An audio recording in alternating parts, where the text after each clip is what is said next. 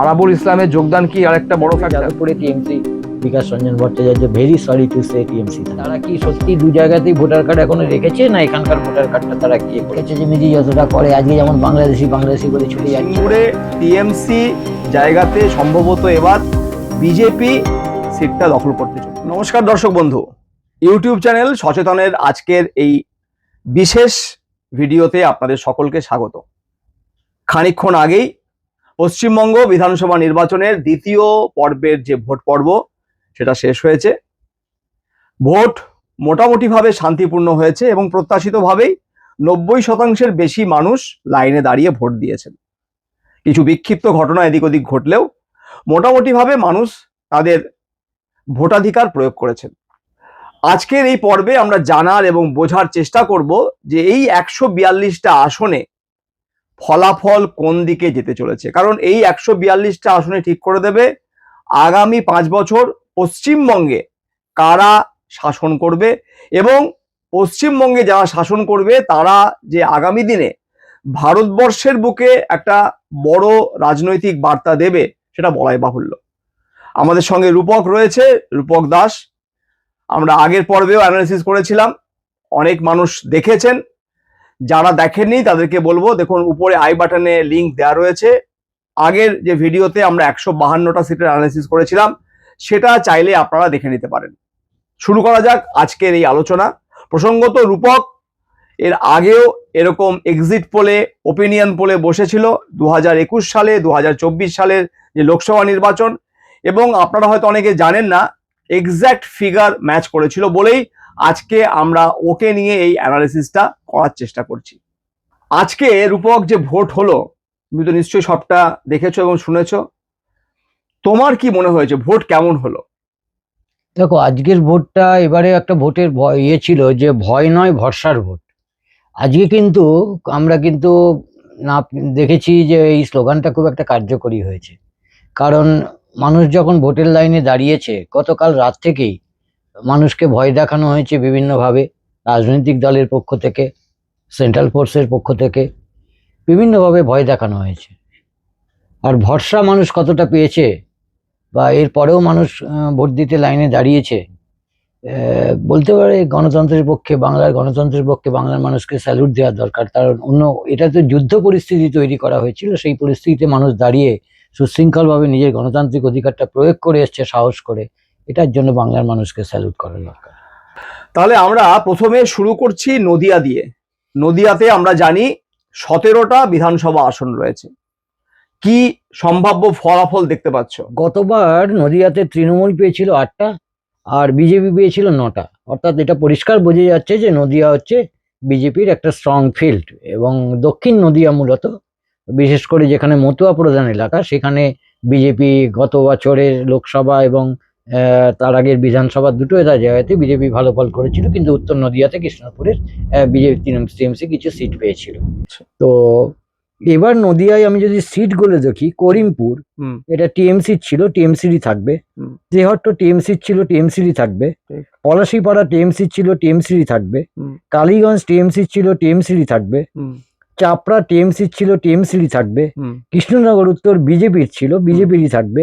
কৃষ্ণনগর উত্তর টিএমসি ছিল, এবার বিজেপির হয়ে যাবার সম্ভাবনা বেশি। নবদ্বীপ টিএমসি ছিল, এবার বিজেপির হয়ে যাবার সম্ভাবনা বেশি। শান্তিপুর বিজেপির ছিল, বিজেপিরই থাকছে। রানাঘাট উত্তর পূর্ব বিজেপির ছিল, বিজেপিরই থাকছে।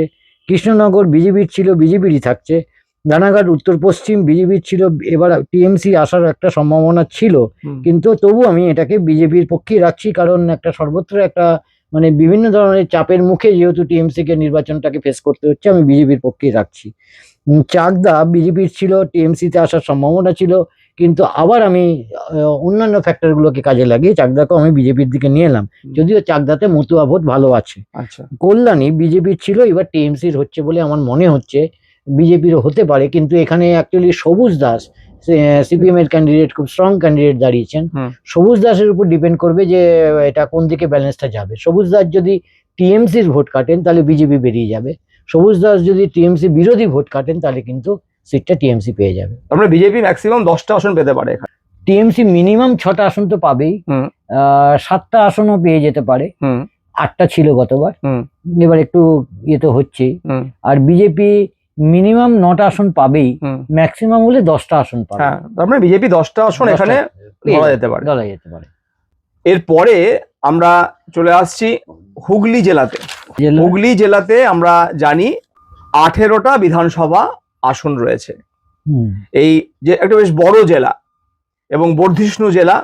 তো এখানে তো আমরা জানি টিএমসির একটা বড় প্রভাব বিগত নির্বাচনগুলোতে ছিল। এবারে কিরকম প্রত্যাশিত? আসলে হুগলি জেলার ভোটটা পাওয়ার পলিটিক্স এর সময় সিপিএম এর আমল থেকে এবারে হুম। জোর করে ভোট হয় একটা। আচ্ছা। হুগলি জেলার ক্যারেক্টার, হুগলির আবার দুটো জায়গা আছে, একটা হচ্ছে গ্রামীণ হুগলি, একটা হুম। হচ্ছে গঙ্গার পাড়ে শিল্পাঞ্চল হুগলি। হুম এই হচ্ছে ডিস্ট্রিক্টের কম্বিনেশন। হুম তো 18টা সিটের মধ্যে গত বিধানসভা নির্বাচনে তৃণমূল পেয়েছিল 14টা, বিজেপি পেয়েছিল 4টে। হুম এইবার হুগলি জেলার সিটগুলো যদি আমরা দেখি, উত্তরপাড়া, হুম এখানে মীনাক্ষী মুখার্জি দাঁড়িয়ে আছেন। হুম মীনাক্ষী মুখার্জির সিটের সম্ভাবনা আছে। হুম। শ্রীরামপুরে টিএমসি ছিল, টিএমসি থাকবে। হুম। চাঁপাদানিতে টিএমসি ছিল, টিএমসি থাকবে।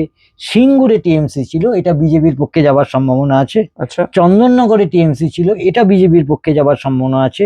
চুঁচুড়ায় টিএমসি ছিল, দেবাংশু টিএমসিরই থাকবে। হুম বলাগড়ে টিএমসি ছিল, টিএমসি থাকবে। পান্ডুয়াতে টিএমসি ছিল, টিএমসি থাকবে। হুম সপ্তগ্রাম টিএমসি স্ট্রং ঘাটি, টিএমসিরই থাকবে। হুম চণ্ডীতলা টিএমসি ছিল, টিএমসিরই থাকবে। জাঙ্গিপাড়া টিএমসি ছিল, টিএমসিরই থাকবে। হরিপাল টিএমসি ছিল, টিএমসি থাকবে। এই দিকটা আবার টিএমসির একটু স্ট্রং হবে। ধনেখালি টিএমসি ছিল, টিএমসিরই থাকবে। হুম। তারকেশ্বর, এই তারকেশ্বর সিটটা এবার কিন্তু টিএমসি থেকে বিজেপির দিকে যেতে পারে। আচ্ছা। টাপ ফাইট চলছে টিএমসি বিজেপির দিকে যেতে পারে। হুম।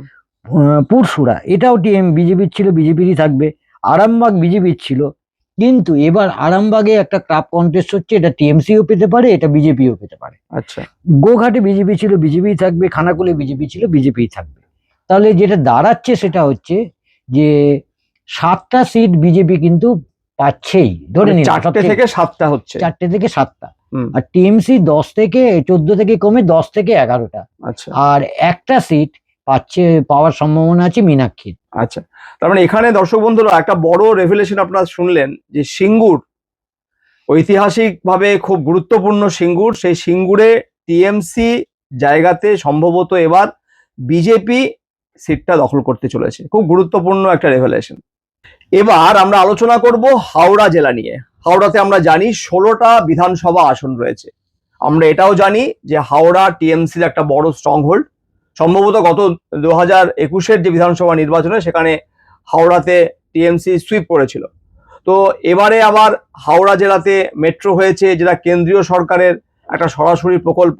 এবারে নির্বাচনে কোন দিকে যাবে? এবার হাওড়াটা না খুব মানে গুরুত্বপূর্ণ হয়ে উঠছে, তার কারণ হচ্ছে যে হাওড়াতে গতবার 16টা সিটই বিজেপি টিএমসি পেয়েছিল। হ্যাঁ। এবার বিজেপি 2 থেকে 5টা সিট পেতে চলেছে। তার মধ্যে বলছি উত্তর হাওড়া, এটা টিএমসির সিট ছিল। টিএমসি বিজেপির টাফ ফাইট। আমি যেহেতু অন্যান্য ফ্যাক্টর টিএমসির অ্যাগেন্স্টে যাচ্ছে, আমি বিজেপির জন্য দিয়েছি। শিবপুর রুদ্রনীল ঘোষ দাঁড়িয়েছে। রুদ্রনীল ঘোষের সিটটাও টিএমসি বিজেপির টাফ ফাইট। খুব কম মার্জিনে জয় পরাজয় নির্জয় হবে, কিন্তু তাও এটা বিজেপির দিকে আমি দিয়েছি। উলুবেড়িয়া পূর্ব, উলুবেড়িয়া দক্ষিণ, উলুবেড়িয়া উত্তর, এই 3টে জায়গা হচ্ছে মুসলিম প্রধান জায়গা।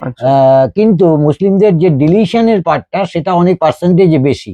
সেই জন্য এই 3টে জায়গা টিএমসির সিট ছিল, আমি এগুলোকে বিজেপিকে দিয়েছি। হ্যাঁ, বিজেপি এটা পাওয়ার সম্ভাবনা আছে। বাকি হাওড়ার যে সিট আছে, বাগনান, শ্যামপুর, উদয়নারায়ণপুর, জগৎবলপুর, পাঁচলা, সাকরাইল, 16টা সিট ছিল।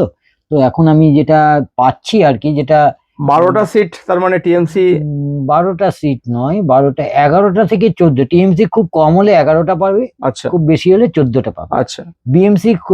বিজেপি খুব কম হলে 2টো সিট তো পাবেই, আচ্ছা, আর বেশি হলে 5টা সিট পেতে পারে, 2 থেকে 5। 2 থেকে 5। আচ্ছা, আমরা হাওড়ার কথা শুনলাম। এবার আমরা চলে আসি পূর্ব বর্ধমান জেলায়, যেখানে 16টা বিধানসভা আসন রয়েছে এবং গত বিধানসভা নির্বাচনে মানে 2021-এ তৃণমূল এই 16টা আসনই পেয়েছিল। 2026-এ কোন দিকে আমরা দেখতে পাচ্ছি ফলাফল? কারণ পূর্ব বর্ধমান মানে বলা হয় যে বাউল অফ বেঙ্গল, সবচেয়ে বেশি ধান উৎপাদন এখান থেকে হয়। তো কোন দিকে ভোট, কোন দিকে হয়েছে বলে মনে হচ্ছে? বর্ধমান, পূর্ব বর্ধমানেও যে ঘটনাটা ঘটেছে এসআইআর এর প্রভাবে কতগুলো জায়গায় ডেমোগ্রাফি চেঞ্জ হয়ে গেছে, ভোটিং প্যাটার্নটা চেঞ্জ হয়ে গেছে। মুসলিমদের নাম ব্যাপক সংখ্যায় কাটা হয়েছে। তার ফলে কতগুলো জায়গাতে হিন্দু সংখ্যাগরিষ্ঠ অঞ্চল এবং বিশেষ করে আরবান কিছু কিছু জায়গায়, আরবান জায়গাগুলো যেগুলো ঘিরে আছে মুসলিম প্রধান গ্রামাঞ্চলগুলো, সেখানে নামগুলো বাদ যাওয়ার ফলে কতগুলো জায়গায় কিন্তু বিজেপি গতবার যেমন 16-0 ছিল সেটা হচ্ছে না। আচ্ছা, যেমন খণ্ডঘোষের টিএমসি থাকছে, কিন্তু বর্ধমান দক্ষিণ এটা কিন্তু ওই গ্রাম অঞ্চলের যে মুসলিম ভোট বাদ যাওয়ার ফলে এটা বিজেপি বেরিয়ে যেতে পারে। আচ্ছা, রায়না টিএমসি থাকছে, জামালপুর টিএমসি থাকছে, মন্তেশ্বরে কিন্তু হিন্দু সংখ্যাগরিষ্ঠ ভোটটা পোলারাইজড হয়ে বিজেপি বেরিয়ে যাওয়ার সম্ভাবনা আছে, যদিও কেউ কেউ বলছেন এটা টিএমসি বিজেপির টাফ ফাইট হবে। আচ্ছা, পূর্বস্থলী দক্ষিণেও টিএমসি বিজেপির টাফ ফাইট হবে, আমি ফেভারিট বিজেপির পক্ষে রাখছি। আচ্ছা, ভাতারে টিএমসি একদম জিতবে অবধারিত, মেমারে টিএমসি অবধারিত জিতবে, পূর্বস্থলী উত্তরও মোটামুটি অ্যাডভান্টেজ টিএমসি, যদিও টাফ ফাইট হচ্ছে। কাটোয়াতে টিএমসি জিতছে। কেতুগ্রামে গিয়ে আমরা বলতে পারি যে কেতুগ্রামে কিন্তু টিএমসি বিজেপি ফাট ফাইট, মানে হাড্ডাহাড্ডি লড়াই, কিন্তু বিজেপি এগিয়ে যাওয়ার সম্ভাবনা আছে। মঙ্গলকোটে টিএমসি ক্লিয়ার ভিক্টরি, আউসগ্রামে টিএমসি ক্লিয়ার ভিক্টরি, বর্ধমান উত্তর আবার এক বর্ধমান দক্ষিণের মতো বিজেপি এগিয়ে যেতে পারে। ফাইট হচ্ছে গলসি, আমাদের মানে গলসি বিধানসভাটাতে, এখানেও মুসলিমদের এমন ভাবে ভোটটা কাটা হয়েছে বা কেটে গেছে আর কি, যাতে বিজেপি অ্যাডভান্টেজ পেলেও পেতে পারে, যদিও সিটটা টিএমসি ছিল, টিএমসি থাকার সম্ভাবনাটা আছে 50-50। আচ্ছা, তাহলে যেটা দাঁড়াচ্ছে পূর্ব বর্ধমানে, বিজেপি আগে 0 ছিল, এখন 2 থেকে 6টা পর্যন্ত বেড়ে হতে পারে।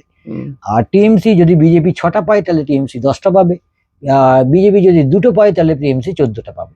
এই হলো পূর্ব বর্ধমানে দাঁত ফুটিয়েছে বিজেপি, কারণ এই এসআইআর এর ফলে, বললাম না, এসআইআর এর ফলে মুসলিমদের নাম যেভাবে পার্সেন্টেজ অনুযায়ী মানে প্রপোর্শন, পূর্ব বর্ধমান দারুণভাবে এফেক্টেড। পূর্ব বর্ধমান এফেক্টেড, যেমন মালদা মুর্শিদাবাদ এফেক্টেড, উত্তর দিনাজপুর দক্ষিণ দিনাজপুর এফেক্টেড, তেমন পূর্ব বর্ধমান এফেক্টেড।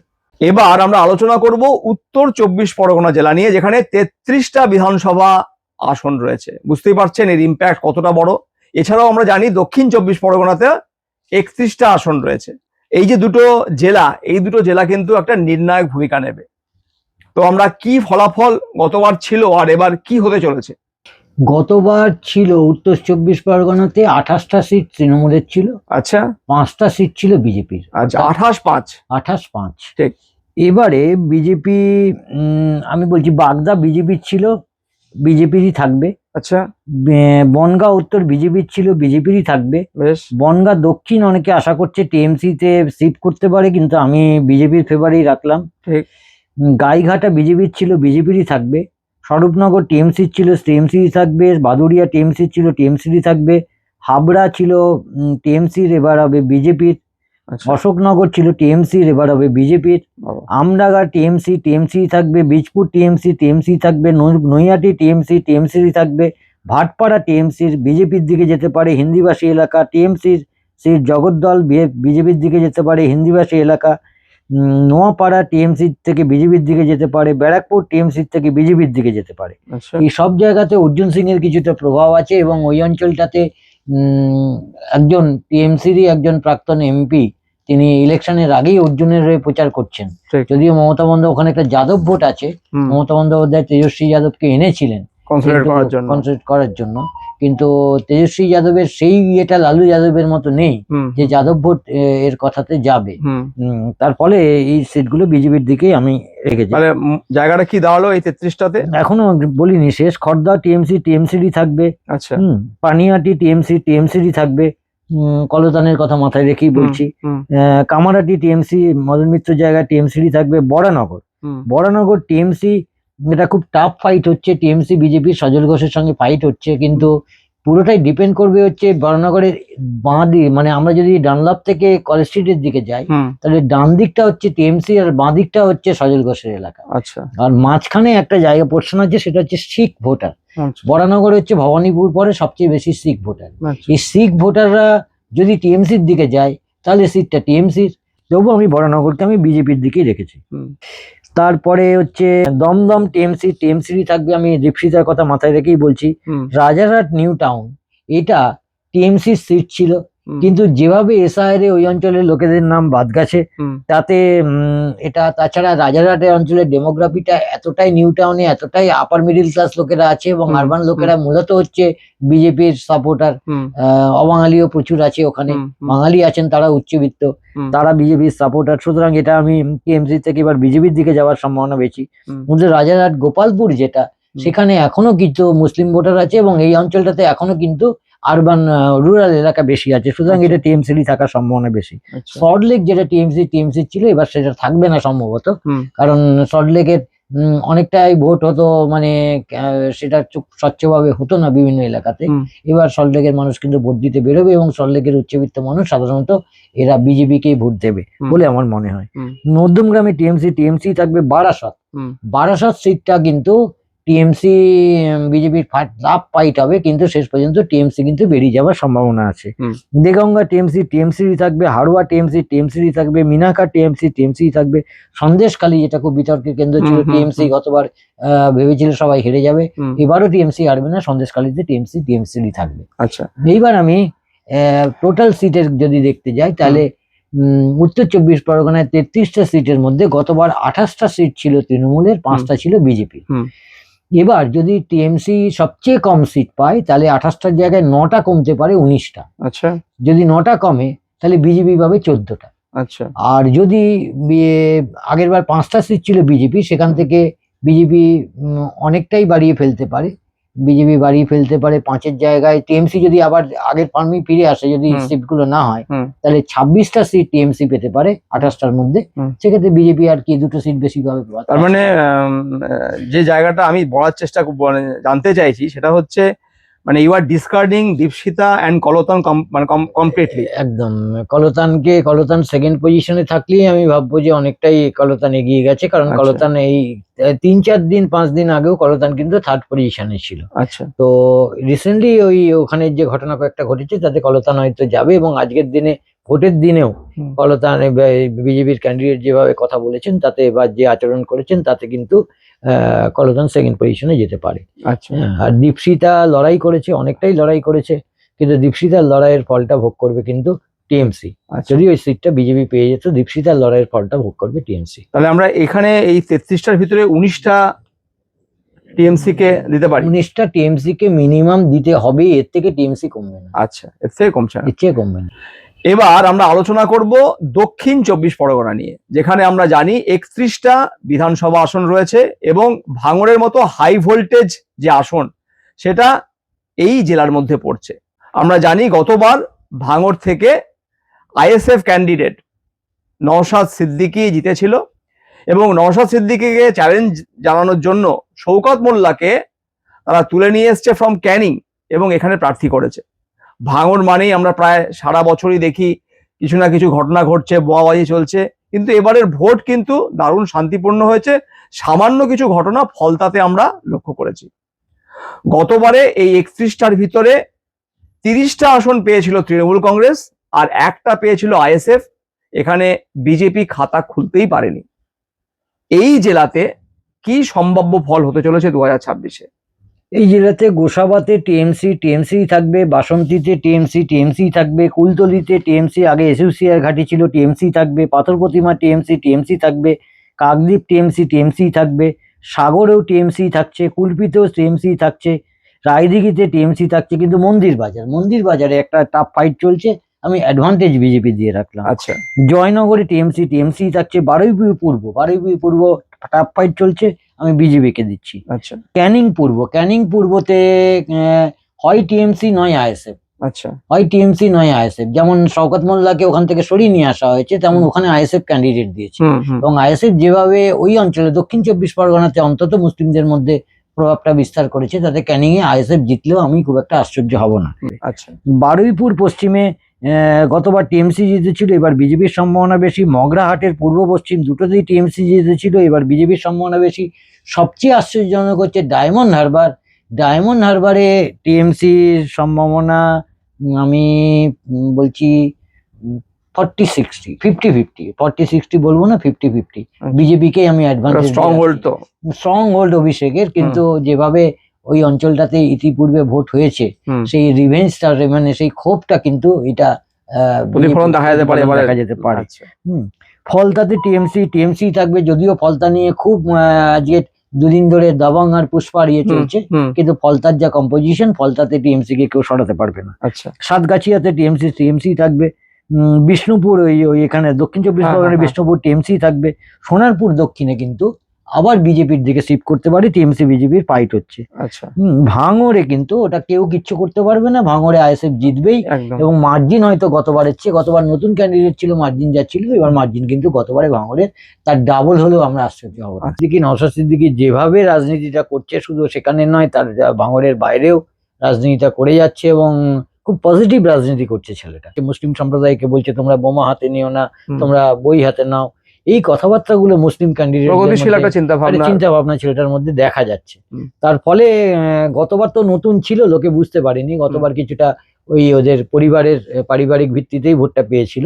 ভাঙড়ের পরে কসবাতে টিএমসি থাকবে। সোনারপুর উত্তর, সেখানেও টিএমসি বিজেপি হতে পারে। টালিগঞ্জে টিএমসি থাকবে। যাদবপুরে TMC Bikash Ranjan Bhattacharya, very sorry to say TMC থাকবে।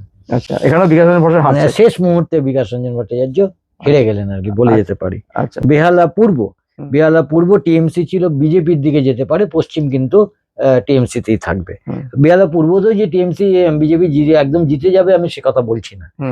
মহেশতলাতে টিএমসি জিতছে, বজবজে টিএমসি জিতছে, মেটিয়াবুড়ি যে টিএমসি জিতছে, 100% কেউ আটকাতে পারবে না। আচ্ছা। সুতরাং যেটা সিট দাঁড়ালো, যে টিএমসি যদি খুব কম আসন পায়, তাহলে দক্ষিণ চব্বিশ পরগনাতে টিএমসি পাবে 20টা আসন, 30টার জায়গায় 20টা আসন, খুব কম, মানে আমি খুব কম ধরেছি। আচ্ছা। আর ম্যাক্সিমাম কত পেতে পারে? 25টা আমি দিয়েছি আর কি। 5 থেকে 9টা বিজেপি, 5 থেকে 9টা বিজেপি, একটা আইএসএফ না, ক্যানিং পূর্বটা কিন্তু আবার আইএসএফ পেতে পারে, 1 থেকে 2টো হচ্ছে বিজেপি। আইএসএফ তার মানে বিজেপি এখানে গেন করছে অনেকগুলো আসন। এবার আমরা আলোচনা করব কলকাতা নিয়ে। কলকাতায় 11টা বিধানসভা আসন রয়েছে এবং গতবারে 11টাই তৃণমূল কংগ্রেস জিতেছিল। এবারে কি অবস্থা, কিছু বদলাচ্ছে? এসআইআর ফ্যাক্টরটা কাজ করছে এবং এখান থেকে বোঝা সম্ভব নয়, কলকাতায় প্রচুর অবাঙালি ভোটার আছে যাদের ভোটার কার্ড বিহারেও আছে, এবং এসআইআরে যেমন ভবানীপুরেই প্রায় 40 থেকে 60 হাজার লোকের নাম বাদ গেছে। তারা কারা? মুসলিমদের নাম তো বাদ গেছেই, কিন্তু ভবানীপুরে একটা নন বেঙ্গলি বা অবাঙালি, মানে মারোয়ারি গুজরাটিদের কথা বলছি না, বাকি বিহারি ঝাড়খণ্ডের যে লোকেরা আছে, তাদের ভোটটা কতটা কেটেছে তার উপর এইরকম বিভিন্ন জায়গাতে তারা কি সত্যি 2 জায়গাতেই ভোটার কার্ড এখনো রেখেছে, না এখানকার ভোটার কার্ডটা তারা কি করেছে, সেটার উপর ডিপেন্ড করে। মুসলিমদের ভোট কিন্তু কাটা গেছে ভবানীপুরে, এটা ঠিক। আচ্ছা। তো এইরকম প্রত্যেকটা কেন্দ্রে, যেমন জোড়াসাঁকোতে গতবার টিএমসি জিতেছিল খুব কম মার্জিনে, এবার যেমন জোড়াসাঁকোতে বিজেপি জিতবে। আচ্ছা। এনটালিতে টাফ ফাইট হচ্ছে, এসআইআর এর কথা মাথায় রেখে আমি বিজেপিকে বলছি জিতবে। আচ্ছা। কিন্তু শ্যামপুকুরে অবাঙালি ভোট বেশি আছে, জোড়াসাঁকোতে অবাঙালি ভোট বেশি আছে, তার ফলে এখানেও টাফ ফাইট হচ্ছে, কিন্তু আমি বিজেপির সঙ্গে এ করছি। আরেকটা হচ্ছে কাশীপুর বেলগাছিয়াটা টিএমসি থেকে আমি বিজেপির দিকে শিফট করালাম। আর রাসবিহারী কেন্দ্রটা খুব টাফ ফাইট, 50-50 বলবো না, আমি বলবো 55-45 টিএমসি, কিন্তু তবুও আমি বিজেপির দিকে দিয়ে রাখলাম রাসবিহারী সিটটা। সুতরাং কলকাতার যদি 11টা সিট দেখতে পাওয়া যায়, কলকাতার 11টা সিটের মধ্যে আগেবার যেমন 11টাই টিএমসি জিতেছিল, টিএমসি মিনিমাম 5টা কেউ আটকাতে পারবে না, আর খুব মানে খারাপ রেজাল্ট হলেও মানে 8টা সিট টিএমসি পাবে, এটা আমার মনে হয়। তার মানে এখানেও বিজেপি 3 থেকে 6টা সিট পেতে পারে। 3 থেকে 6টা কিন্তু একটা বড় ফিগার কলকাতার নিরিখে। কলকাতাতে তার মানে বাম কোনো আসনের দিকে যেতে পারছে না, বামের দিকে কোনো আসন নেই। আর শুভেন্দু ভবানীপুরে অনেকটাই চেষ্টা করছে, কিন্তু শুভেন্দুর তো একটু স্টান্ট পলিটিক্সটা বেশি আছে, চিৎকার চেঁচামেচি যতটা করে, আজকে যেমন বাংলাদেশি বলে ছুটে যাচ্ছিল, অ্যাকচুয়ালি মমতাকে কনফাইন্ড করে রাখতে চাইছিল ভবানীপুর কেন্দ্রে, এটা শুভেন্দু এর কাছে কিছুটা সফল হয়েছে, সেটা ঠিকই। মমতা বন্দ্যোপাধ্যায় অন্যবার যেমন 12টায় বেরোন, এবার সকাল 7টাতে বেরিয়ে পড়েছেন। মমতা কিন্তু কে চাপে রেখেছে ভবানীপুরে, কিন্তু মমতা ব্যানার্জি এবং ওখানকার মারোয়ারি গুজরাটি ভোটের একটা অংশ হয়তো বিজেপির দিকে যাবে, কিন্তু ভবানীপুর কিন্তু খেয়াল রাখতে হবে, ভবানীপুরের মধ্যে 2টো ভবানীপুর আছে। একটা ভবানীপুর হচ্ছে এলিট ভবানীপুর, আর ভবানীপুরে প্রায় 18টা বস্তি আছে। এই বস্তি ভবানীপুর কিন্তু মমতার সঙ্গে আছে, এবং তার ফলে শুভেন্দু যে ক্লেমটা করছে হুম। সেই ক্লেমটা ঠিক হবে বলে আমার মনে হচ্ছে না। হুম। আর একটা বড় পার্সেন্টেজ ভোট আছে এই বরানগরের পর শিখ ভোট আছে ভবানীপুরে, এবং হুম, এই হুম, শিখ হুম। কমিউনিটি একটা বড় কমিউনিটি ভবানীপুরে। হুম। শিখদের যিনি ভোটটা পরিচালনা করেন বা তাদের প্রভাব বেশি, তিনি কিন্তু মমতা ভাই মমতাজ, হ্যাঁ। নিজে একদম পথে নেমে পড়েছেন। হুম। সুতরাং ভবানীপুরকে, মমতাকে, তারপর মমতার যে ওয়েটেজ, হুম। মুখ্যমন্ত্রী হবে তাকে তো সবাই চাইবে, তার এখান থেকে হুম। মুখ্যমন্ত্রী হোক। হুম। লোকাল কিছু গ্রিভেন্স তো আছেই, তার ভাই ইয়েদের হুম। সম্বন্ধে আছে, হুম। কিন্তু ভবানীপুর অ্যাডভান্টেজ মমতা। হুম। বরং আমি আগের দিনই বলেছিলাম যে শুভেন্দু নন্দীগ্রামে কিন্তু চ্যালেঞ্জের চাপে মুখে আছে। চাপে আছে। তাহলে আমরা পুরো 142টা আসন কভার করলাম। কোন জায়গাতে আমরা এই মুহূর্তে দাঁড়িয়ে রয়েছি এই 142টা আসনের ক্ষেত্রে? এই দফাতে 142টার মধ্যে আইএসএফ পেয়েছিল একটা, 142-এর মধ্যে হুম। বিজেপি পেয়েছিল 18টা, তৃণমূল পেয়েছিল 123টা। হুম। এবার যদি খুব খারাপ রেজাল্ট হয় তৃণমূলে, মানে হুম। আমি একদম ওয়ার্স্ট রেজাল্ট ধরলাম, হুম। তাহলেও টিএমসি 81 থেকে 106টার মধ্যে থাকবে। 81 হচ্ছে সবচেয়ে মিনিমাম। যদি একদমই খুব খারাপ রেজাল্ট হয়, হুম। মানে সেই 2011-র মতো, তাহলে আমরা 81 আর 106-এর মাঝামাঝি যদি ধরি, কম করেও ধরি, তাহলে 90 অ্যাটলিস্ট টিএমসির আসা উচিত। 90-র বেশি আসবে। আজকেও যেমন গতবার 11,000 বুথে বিজেপি ক্যান্ডিডেট দিতে পারি না, যে পানিহাটির মতো কেন্দ্রে, হাই ভোল্টেজ কেন্দ্রে, সেখানে সব জায়গায় বিজেপি ক্যান্ডিডেট দিতে পারেনি। এবং মীনাক্ষীকে হারানোর জন্যই কি জানি না, 2টো-2:30-এর পর থেকে ওই উত্তরপাড়া থেকে বিজেপির ক্যাম্প অফিস থেকে লোকেরা উঠে যায়। তাহলে আমরা এই যে আলোচনাটা, এই 142টা আসন এবং গত ফেজে, ফার্স্ট ফেজে 152টা আসন, এই 294টা আসনে তৃণমূল তার জমি হারাচ্ছে অনেকটাই। কিন্তু তৃণমূল কি এতটা জমি হারাচ্ছে যে তাদেরকে সরিয়ে বিজেপি পাওয়ারে আসবে? তৃণমূল কতগুলো আসন সম্ভাব্য পেতে পারছে? আবার আমি বলছি যে অ্যারিথমেটিক এবং কেমিস্ট্রি, এই দুটোকে যদি মেলাই, হুম। অ্যারিথমেটিক এবং কেমিস্ট্রি দুটোকে যদি মেলাই, হুম। অ্যারিথমেটিক টিএমসি 200-র বেশি, দুটোকে যদি মেলাই টিএমসি কোনো মতেই, আমি যদি অ্যাভারেজ করি কেমিস্ট্রি এবং অ্যারিথমেটিককে অ্যাভারেজ করি, তাহলে টিএমসি কোনো মতেই 160-এর নিচে আসছে বলে আমার আচ্ছা, মনে তার মানে হচ্ছে না। টিএমসি আগামীতে গভর্নমেন্ট ফর্ম করার জায়গাতেই থাকছে। আচ্ছা, আর বামপন্থী আইএসএফ, কংগ্রেস, এদের অবস্থাটা কি দাঁড়াচ্ছে এই ভোটের পরে? এই ভোটের পরে খুব আশ্চর্যজনকভাবে কংগ্রেসের সিট 4 থেকে 10টা পর্যন্ত হতে পারে। আচ্ছা। ঠিক আছে, 4টে মিনিমাম তো হবেই, আমি বলে দিচ্ছি গ্যারেন্টি 4টে হবে। আচ্ছা। আর আরো কতগুলো সিট মুর্শিদাবাদ এবং মালদা মিলিয়ে হুম। টোটাল 10টা পর্যন্ত সিট হলেও আমি অবাক হব না। আচ্ছা। আর বামপন্থীদের 2টো সিট তো আমি মোটামুটি বলতেই পারি হচ্ছে। আচ্ছা। এটা 6টাও যদি হয়, বিশেষ করে মুর্শিদাবাদের কয়েকটা সিট মিলে, সেটা যদি 6টাও যদি হয়, মালদার একটা আইএসএফ কে মিলে, বাম আইএসএফ মিলে 6টা যদি সিট হয়, আমি খুব একটা অবাক হব না। আচ্ছা, আজকের এই আলোচনা আমরা এখানে শেষ করছি। আমরা আবার 4 মে রেজাল্ট বেরোনোর পরে আমরা আবার বসবো এবং আমরা যে অ্যানালিসিস করলাম সেটা আপনাদের সামনে তুলে ধরার চেষ্টা করব যে আমরা কতটা ঠিক বা কতটা বেঠিক। ধন্যবাদ রূপককে আমাদেরকে সময় দেওয়ার জন্য। অবশ্যই সচেতনের পাশে থাকুন। যারা এখনো পর্যন্ত চ্যানেলটাকে সাবস্ক্রাইব করেননি তাদেরকে অনুরোধ করব চ্যানেলটি সাবস্ক্রাইব করার জন্য, বেল আইকনটি প্রেস করার জন্য, এবং এই আলোচনা আরো মানুষের কাছে পৌঁছে দিতে অবশ্যই ভিডিওটি শেয়ার করতে ভুলবেন না। নমস্কার, ভালো থাকুন, সুস্থ থাকুন এবং সচেতনের পাশে থাকুন।